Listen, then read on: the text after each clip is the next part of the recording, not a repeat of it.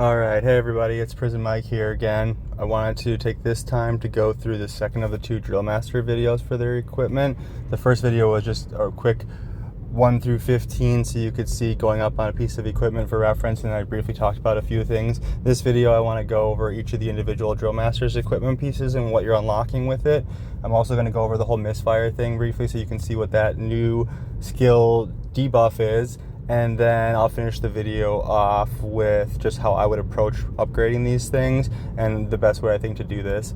The reason again that I chose the officer videos to kind of put out first, as well as this equipment, is because this is kind of a new thing that everybody's interested in. It's hopefully going to be useful videos for everybody, but also because, as you probably have noticed, when you upgrade the equipment pieces on these officers, it's a 0.6% increase as you go up to those first like 10 levels, regardless of the actual level of your officer. So especially if you're a newer player, or you're just getting into this, or your officers are still level 25, whatever it is, this is a flat rate increase that you get permanently on all your stats. That's really important. So that's why I think this is so useful. It's the best, like I've said this before, it's the best bang for your buck, the best advantage you can get, whether you spend a lot of money or whether you spend really no money at all. This is really going to be helpful for you. Again, it doesn't matter if your officers are 5, level 25, max at 55. This is a flat rate increase, so you get a lot more return if you're still maybe a bit newer player. You get more return on it than you do if you're somebody who's already maxed everything at level 55, for instance. So that's why I wanted to go over this. And then pretty straightforward. So every single one of the 6 Drillmasters, the top skill, for instance, as I showed you here, it's going to be the same for everybody. The only thing that might change is the order a little bit. So it's always attack against the mid-range or mid-row, long range, or the back row, and melee, the front row. It's always those 3 skills for every single person, as you'll see. That doesn't change, okay? You can see here, the only thing that will change is the actual order of it. So, for instance, here, the Bounty Hunter rifle, the attack against melee will unlock at level 5 because it's the third of the 3 stats. But once you get to level 5, it's all irrelevant because you'll get all 3 of these stats and they're the same for everybody.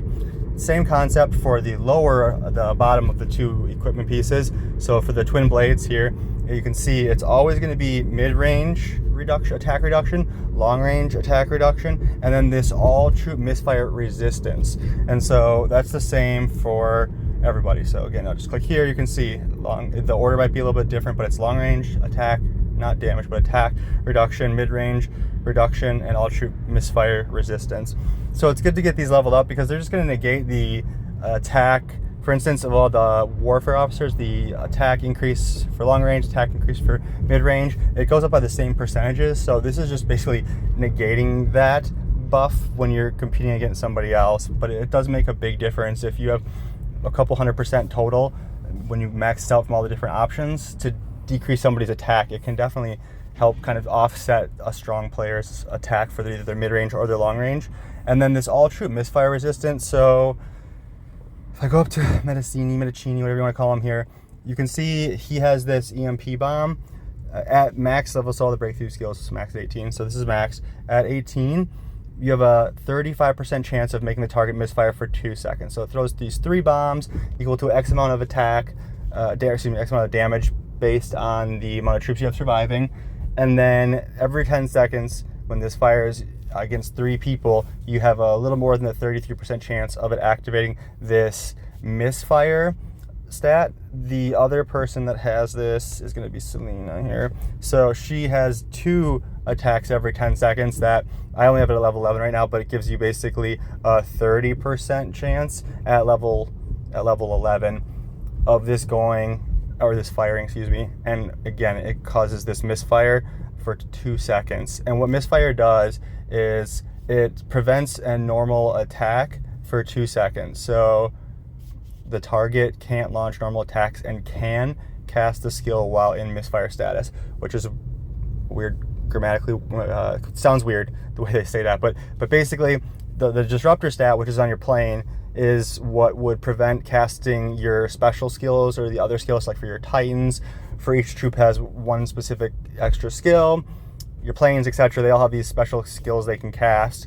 That's prevented by the disruptor stat. This misfire is the other side of that, where it just prevents for 2 seconds the normal attack, which doesn't sound like a lot, but if you think about every 10 seconds, this is firing off on potentially on 5 troops, because you got 3 from Mancini, and then 2 from Selena. So every 10 seconds, you have 5 chances to have this hit. And if it's on damage dealing troops, like your long range cannons or whatever it might be, for 2 or even 4 seconds of a battle, those several attacks are going to potentially be hundreds and hundreds of millions of damage total. So it really can make a pretty big difference. So what I actually did, painfully, as I always do, is I always like to go through some of the video footage, because I'm always trying to learn different things. Like if you're interested to sports, it's going through the game film, same concept here. So I actually, let's see if I can find it here. So I have one of my uranium mine attacks here that I was looking at, because I wanted to see what it looks like and how it actually activates. So what it looks like is, you can actually see right here on my zombies or on the opponent's male Titan plane, this little, looks like a gun with a line through it. That's it firing off and not allowing that unit troops to attack. And then here you can actually see it's got a resistance. So that means that the person activated it with, I think, Mancini's attack here on my shredders, and I have that little gun with the line through it, but then it says resistance. So that's the new buff, or debuff really, I guess, the buff against the buff that you get with this resistance, which allows your troops to resist the ability not to attack, if that makes sense. So it doesn't let you attack, you can resist that, so they still can attack through this skill. Basically, the higher that resistance is, the more likely your troops will not be impacted or affected by that misfire if it's on them. And then I just showed it here. You can see it's actually, I have it on my zombies here too, resistance that showed up. And then I'm just showing again some of the other ones. You can see it actually on their long range there, the opponent, which is good because that's their damage dealing troops. So that's when it's really impactful. So honestly, a huge pain in the butt. You can see it again here. And the huge pain in the butt to go through this, because it's not, as you look at the actual skills here, it's really quite annoying. It's not on a specific troop type. There's no preference for it. So it just randomly fires at an enemy. There's no like preference for front row, back row, Titans, planes, nothing. So you have to watch every single troop type during the entire attack, and then rewatch it over and over to see if it fires on different ones. It's quite annoying. But if you don't like to watch film on these things, you can watch this channel because I'll do it for you. But that is a really important way to learn if different fleets are more effective, why you win or lose battles, the different troop types to set up, the formations, how often different skills do cast, and how effective they may be. It's really helpful to actually learn some of the nuances of this game, and so I definitely recommend doing that if you're not in the habit of doing it already and you want to take this a little more seriously and get the most out of it. Just show you really quick. So I'm just going to go to the last battle that I think I have here. Let's see here if I can find it.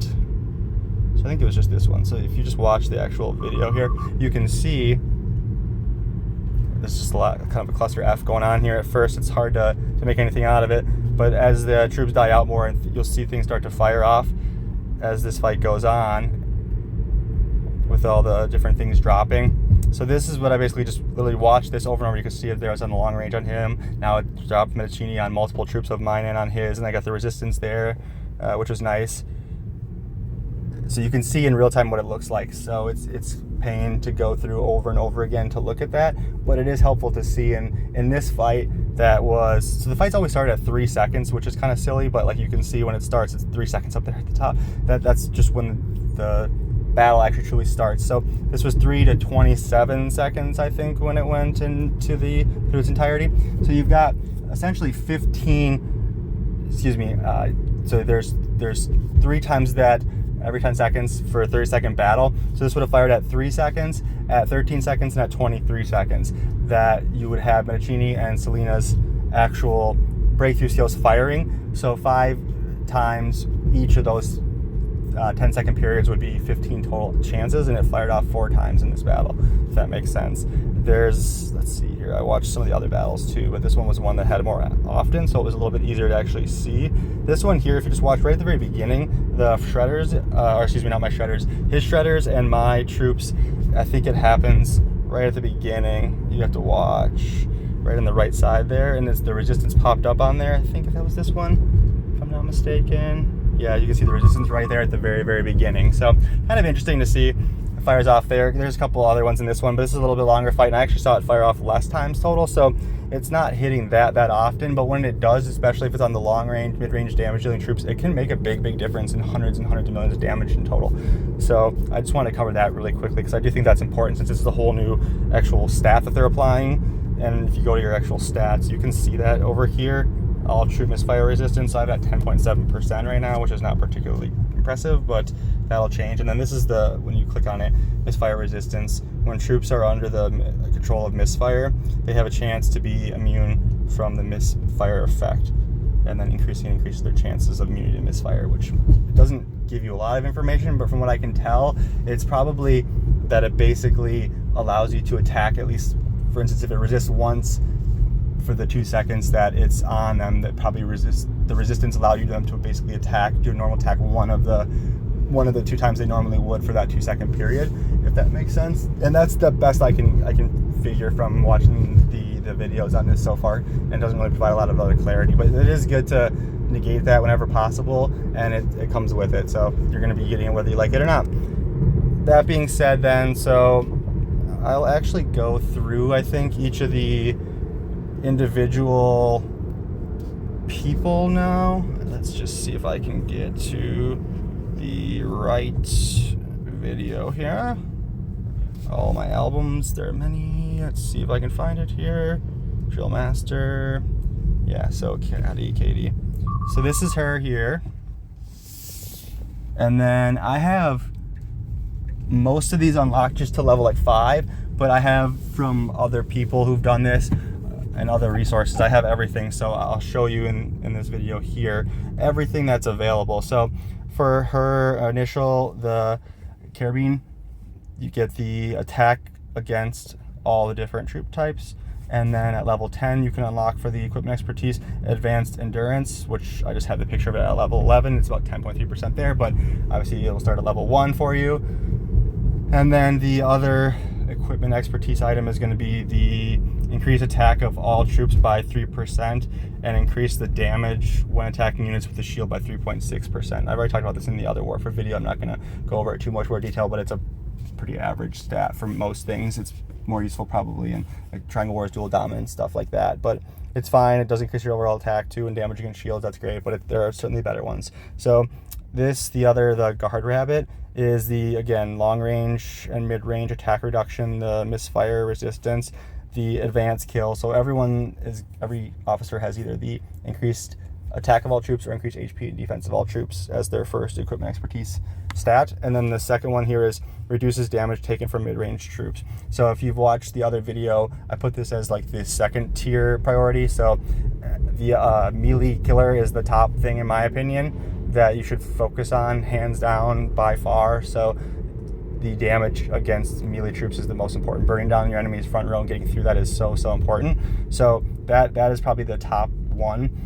The next tier has several in it, and it includes, I think, this reduced damage taken from mid-range troops as one of the main priorities. So then getting into Simon here, his energy rifle. So I already went through this in the other video. You've already seen this, but as you can see, again, the increased damage to melee troops. I'm not just saying this, I'm actually doing it. I truly believe this matters a significant amount, so that's why I prioritized it. His other skill then is going to be this guard gun, and then that will give you the attack reductions, as you can see there, the misfire resistance, the advanced endurance for the defense and HP of your troops, and then the protection field, which is the Titans and warplanes at the beginning of the battle get a shield that is their HP times 2.8% at level 4 at least, and it goes up, I think, 0.3% each time you level this up for the first 10 seconds. And I've also talked about this one in other videos, where the first 10 seconds is when your Titans and plane are pretty well protected by all the other troop types, and the amount of damage they're taking is pretty inconsequential, generally speaking. So I don't know that this is a huge game changer necessarily. It's more important for a lot of like the whales and stuff who are like using these troops alone potentially on dual dominance and stuff, because all their troops have died and they're still wrecking people as they go through. And it is worthwhile to at least invest in a little bit, because the worst thing that you can have happen in a battle is have some random attack hit one of your Titans and kill them early in the battle. That's like a guaranteed way to lose a fight that you probably otherwise could or should win. So it is important to protect them. Maria here, you can see, so her first one, the hunter rifle, it's the same as the other ones. The attack against melee is the third stat here of the 3, and then the advanced endurance, and then the melee blessing, which is fine. It gives you some melee HP, and then it actually lets your melee troops do more of what they should be doing already, which is absorbing damage for the other troops to protect the other troops, basically. So they take a percentage of all damage done to everyone else, and they take that damage for them instead to protect them, which is good. That's kind of the whole point of the melee troops. The other one is the twin blades, and this one is going to have the reductions just like all the other ones. It's going to have the advanced kill for all attack, and then the Titan killer. So this increases damage to Titans. This is a skill that you also get when you have the purple plane. It unlocks kind of at the end of the first tier of the purple. So I would say this is also probably a second tier. So I think alone is the melee attack or increased damage to melee. I think there's probably a second tier, which, depending on your personal preference, is probably several different things that are included. One of those, though, I would say is definitely going to be, you want to make sure that your Titans stay alive as long as possible. That's really, really important, and you want to make sure the enemy's Titans die as quick as possible. That is one of the surefire ways to be able to win a fight, is if you can find a way to kill the enemy's Titans really quickly in the battle. The amount of their attacks, again, are not that important, but the amount of buffs and debuffs that you get from your Titans, or should if you set them up properly, is so significant that it is really worthwhile to try to make sure that your Titans stay alive and that you kill their Titans as quickly as possible. That being said, for most fighters, the Titans are not going to die early on because they're so well protected, and there's not that many breakthrough skills or other things that are going to be able to hit them early in a fight to make a significant difference. Some of the whale fighters who are super strong and have these massive Titans and armies and stuff will actually potentially be able to more impact their enemy Titans earlier in the fight. And so I think as you build up to like the C38, 9, 40, 41, really strong stats and stuff, you're going to have a better chance of this being a more useful skill to kill somebody's Titans off earlier in the course of the fight. And a big part of that is just because your front row, as you'll see in some of these fights of like a 40 or 41 versus a 41, are like a minute and a half long fight. They're so long because their front row are so beefy, especially if they have Aeon's breakthrough skill activated, that it takes for freaking ever for the fight to actually end. So half the time, most of the long range or mid range troops, and even the Titans are dying or dead before the melee are just sitting there chilling, blocking each other and doing a whole lot of nothing otherwise. And so it does definitely, in those type of situations with those type of players, become increasingly more important to prioritize damage to the enemy Titans and protect your Titans as much as possible. But for most players, that's not super relevant early on, I don't think. Okay, so then Eric, briefly, you can see again, attack against blah blah blah, attack for all troops, and then he has increased damage to mid-range troops. So this is probably like tier 3. Again, I've talked about this a lot in the other warfare video. I don't know that I need to like harp on it too much more, but attack or damage against the damage dealing troops is not nearly as important as reducing the damage you take from them. So that's why I put it like a tier below that. And I think that's third tier is kind of its own separate tier with the increased damage to mid-range and long range, and then the lowest tier is just going to be all those island items that they basically activated now that I already showed you.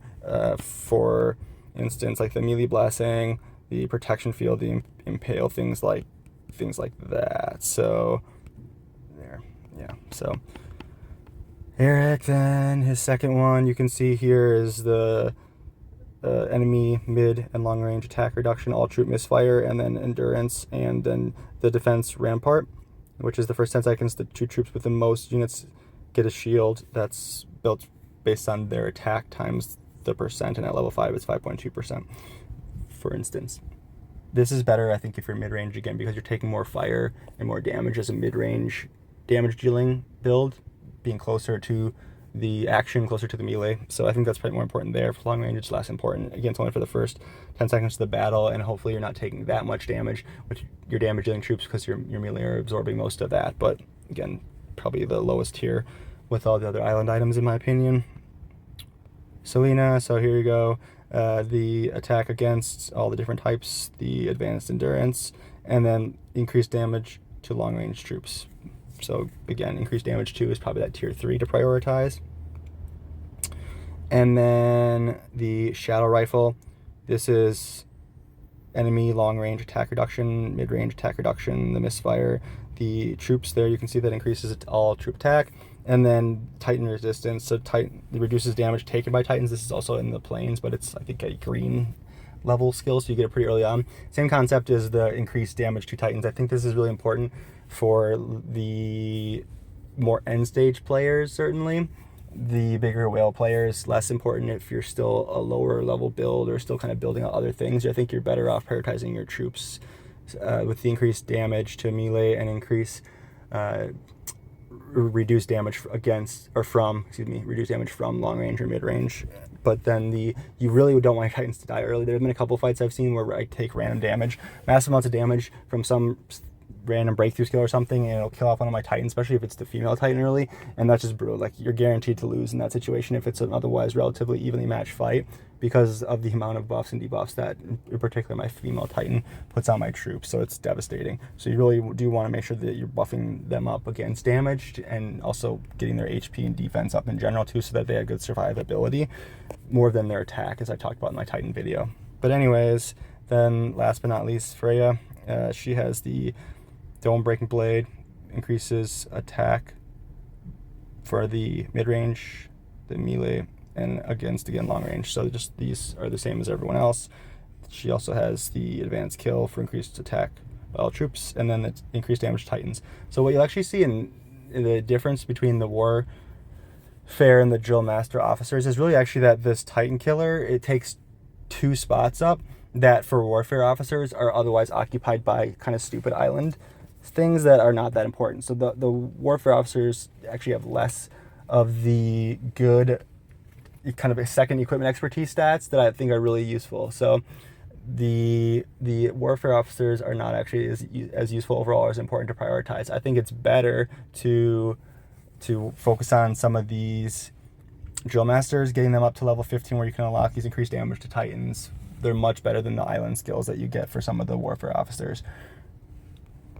And I've already talked about why. And then last but not least, so this one I did get up to 10 already, because I'm hoping to get to that long range resistance, so reduces damage taken from long range troops, and then mid range troops are kind of the other stats again that I'm prioritizing. So that's why I'm working this one up a bit more to get ready to get to level 15. So when I have some more of those orange or gold items, the ones that can upgrade these skills, I'll be able to actually unlock that and then start upgrading it again to get that percentage up quite a bit. And at level 8, it's 5.4%, which is pretty significant.